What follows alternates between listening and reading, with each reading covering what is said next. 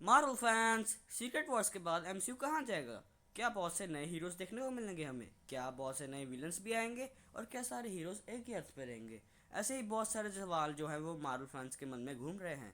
तो आज की इस वीडियो में मैं आपको इसी सवालों के जवाब दूंगा।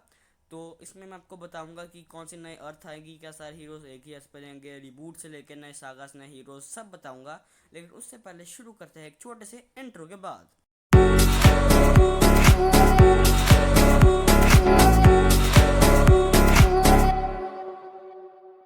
तो सबसे पहले रीबूट का क्या मतलब होगा? सो गाइस, शायद मार्वल यहाँ पर फुल रिबूट नहीं करेगा, बल्कि वो सॉफ्ट रिबूट पर ज़्यादा इंटरेस्ट जिताएगा। क्योंकि अगर मार्वल फुल रिबूट करता है और सारे हीरोज को एकदम से ही वैनिश कर देता है, तो ये उनके लिए ही बहुत ही नुकसान वाली बात होगी। मार्वल को यहाँ पे लॉस ऑफ व्यूज़ और बहुत तकड़ा लॉस, फैन फॉलोइंग में घाटा, बहुत कुछ झेलना पड़ सकता है। क्योंकि इसके ऐसा करने से मार्वल के ओल्ड फैंस जो हैं वो कनेक्टेड नहीं रह पाएंगे। क्योंकि कुछ करेक्टर्स जैसे बकी बार्न्स हो गया, स्पाइडरमैन हो गया, वैसे ही करेक्टर्स जो हैं वो मार्वल में अभी भी है। तो बात यह है कि सॉफ्ट रिबूट से क्या होगा। तो क्या सॉफ्ट रिबूट में ऐसा होगा कि जो सब कैरेक्टर्स हैं, जो मेन कैरेक्टर्स हैं, उन्हें याद हुआ कि सीक्रेट वॉर्स जैसा कोई इवेंट हुआ था। लेकिन कुछ कैरेक्टर्स की मेमोरी को इरेज कर दिया जाएगा सीक्रेट वॉर्स के बारे में, जैसे कि नेमोर, बैरन ज़ीमो, अबोमिनेशन, किंग पिन जैसे कैरेक्टर्स जो है वो हमें अवेंजर्स के साथ लड़ते हुए दिख सकते हैं। क्योंकि उनको भी एक मेजर रोल होगा। मेजर क्या, शायद हो सकता है कि माइनर ही हो। तो उनको अगर ये याद होगा कि हमारे ऐसे कोई इवेंट हुआ था बड़ा सा, तो हो सकता है वो उसका फ़ायदा उठाकर मार्वल जो हीरोज़ हैं उनको डेंजर में ला के रख देगा। तो ऐसा भी वो नहीं जाएंगे, इसलिए वो उनकी मेमोरी को इरेज कर सकते हैं। और दूसरी तरफ सीक्रेट वॉर्स के बाद कई सारी इन्फिनिट पॉसिबिलिटीज़ के दरवाजे खुल सकते हैं, जैसे कि पुराने कैरेक्टर्स जैसे कैप्टन अमेरिका और आयरन मैन को नए एक्टर्स प्ले कर सकते हैं। हालांकि मार्वल के फैंस ऐसा नहीं चाहेंगे, क्योंकि उनके मन में उनकी वैसी ही छवि जो है वो फिट हो गई है। कैप्टन अमेरिका को वो किसी वंश के अलावा और किसी एक्टर को प्ले करते हुए नहीं दे सकते। और आयरन मैन जैसे लेजेंड जिसको रॉबर्ट डाउनी जूनियर ने प्ले किया है, उसको तो वो किसी और एक्टर को कतई प्ले नहीं करने देंगे। अब इससे एक ये और फ़ायदा होगा कि कॉन्टीन्यूटी साफ हो जाएगी। क्योंकि अगर कॉन्टीन्यूटी साफ ना होती, तो मार्वल को जो पिछले सारे इवेंट्स हुए हैं उनको मद्देनजर रखते हुए कि आगे की सारी स्टोरी लाइन बनानी पड़ती थी, जिसकी वजह से फिर वही मल्टीवर्स वाला चक्कर हमारे बीच में आ जाना था। तो इसकी वजह से कॉन्टीन्यूटी साफ होने के बाद मार्वल कोई भी हीरो और कोई भी विलन का जो ओरिजिन है वो सीक्रेट वॉर्स के बाद किसी भी स्टोरी लाइन को पिकअप करके उसको बना सकता है, जिसकी वजह से बहुत से दरवाजे खुलते हैं पॉसिबिलिटीज़ के। क्योंकि मार्वल का जो मल्टीवर्सल खिचड़ी है वो बहुत ही फैली हुई है। इसके लिए हम ये नहीं चाहते कि आगे भी हम इसके साथ जुड़कर ही रह जाए और नए हीरोज़ को हम ना देख पाएँ। और वहीं पे अब फैंटास्टिक फोर और एक्समैन भी एमसीयू में अपनी अपनी जगह ले रहे हैं। फैंटास्टिक फोर की मूवी जल्द ही आने वाली है। और दूसरी तरफ मुझे लगता है कि एक्समैन को भी इंट्रोड्यूस कर दिया जाएगा सीक्रेट वॉर्स के बाद। और अगर यहाँ पे मार्वल फैंटास्टिक फोर के लिए अलग अर्थ दिखाएगा, एक्समैन के लिए अलग अर्थ और 616 को अलग, तो फिर से वही मल्टीवर्सल चीज़ आ जाएगी, जिससे कि मार्वल को मल्टीवर्स से पीछा नहीं मिल पाएगा। और इसलिए हम भी थोड़े मल्टीवर्स में ही अटके रह जाएंगे और इस चीज़ को पसंद भी नहीं करेंगे। लेकिन दूसरी तरफ अगर सॉफ्ट रिबूट के बाद मार्वल सभी हीरोज़ को एक ही अर्थ पे एक लाकर इकट्ठा कर देगा, तो फिर हमें ये फ़ायदा होगा कि हम सबके क्रॉस ओवर्स देख पाएंगे, जो कि मार्वल के लिए भी बहुत ही फ़ायदे वाली डील होगी। क्योंकि मार्वल कॉमिक्स में क्रॉस ओवर्स जो हैं वो बहुत ही फ़ायदा उठाते हैं, इसलिए क्रॉस ओवर्स लाने चाहिए, जैसे कि एवेंजर्स और फैंटास्टिक फोर। और वहीं पे मार्वल कॉमिक्स में होने वाला सबसे बड़ा इवेंट, अवेंजर्स वर्सेस एक्समैन। तो गाइस, अब हम डिस्कस करेंगे सागास के बारे में। तो मैंने यहाँ पे 5 सागा सेलेक्ट किए हैं, जिनके मैं आपको परसेंटेज ऑफ अकरिंग, उनकी छोटी सी डेफिनेशन, और उसमें कौन कौन से हीरोज़ और विलन आ सकते हैं, कौन से हीरोज़ मेन रोल में होंगे और कौन से नए आएंगे, सब बताऊंगा। सबसे पहले म्यूटेंट सागा। सो गाइस, आपको पता है कि मार्वल जो है वो एमसीयू में बहुत से म्यूटेंट्स को इंट्रोड्यूस कर रहा है। फिर चाहे वो डेडपूल एंड वुल्वरीन की मूवी में गैम्बेट हो गया, ब्लेड हो गया, वैसे हो, या फिर जो वो डूम्सडे में ओल्ड एक्समैन्स को दिखाएगा, जैसे कि नाइट क्रॉलर हो गया, हमारे प्रोफेसर एक्जेवियर हो गए।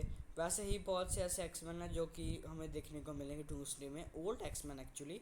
तो अगर मार्वल सीक्रेट वॉर्स के बाद शुरू करता भी है नया फेज़ एक सॉफ्ट रिबूट के साथ, सो वहाँ पे उसको अगर ओल्ड फैंस को थोड़ा सा पुरानी वाली फील देनी है, तो फिर उसके लिए वो एक्समैन को यूज़ कर सकता है। अब बात यह है कि कौन कौन से विलन्स इसमें मेन टारगेट रहेंगे और कौन से हीरोज़ जो हैं वो इसमें मेन रोल में हमें दिखाई दे सकते हैं। सबसे पहले जो विलन्स आएंगे वो मुझे लगता है कि या तो मैग्नीटो होगा या तो एपोकलिप्स होगा, क्योंकि ये दोनों ही जो है मेरे हिसाब से मेन रोल में दिखेंगे एज अ मेन विलन। क्योंकि ये दोनों में ज़्यादा पोटेंशियल है। बाकी हीरोज़ की बात करें तो साइक्लॉप्स हो गया, फीनिक्स हो गया, हो सकता है कि नया बीस्ट इंट्रोड्यूस कर दें, फिर स्टॉर्म भी आ सकती है। तो ऐसे बहुत से करैक्टर्स हैं जो कि इंट्रोड्यूस हो सकते हैं एक्समैन सागा में। तो अगला सागा है कॉस्मिक सागा। तो गाइस मार्वल के जो अगले सागास की लिस्ट में दूसरे नंबर पे आता है सागा, वो है कॉस्मिक सागा। इसका मेन रीज़न ये है कि इसकी जो है करैक्टर्स पहले ही हमें कुछ टीम्स में बता दिए गए हैं, जैसे कि the Marvels, Guardians of the Galaxy, Eternals. ऐसी ही टीमें हैं जो कि हमें पहले ही इंट्रोड्यूस करवा दी गई हैं। और दूसरी तरफ कुछ करैक्टर्स भी हैं जो कि कॉस्मिक सागा से रिलेटेड हैं और हमें पहले ही पता है, फिर चाहे वो एटर्निटी हो, एरिशम हो या फिर गैलेक्टस हो। और एक और बड़ी बात है कि मार्वल के जो इवेंट्स है, मेजर इवेंट्स कॉस्मिक सागा से रिलेटेड, एनाहिलेशन हो गया, वॉर ऑफ किंग्स हो गया, वो मार्वल फैंस के फेवरेट भी हैं, तो फिर ये मार्वल के लिए फ़ायदेमंद भी रहेगा। तो अब यहाँ पे बात होगी कौन से हीरोज़ और विलन्स इस सागा में आएंगे।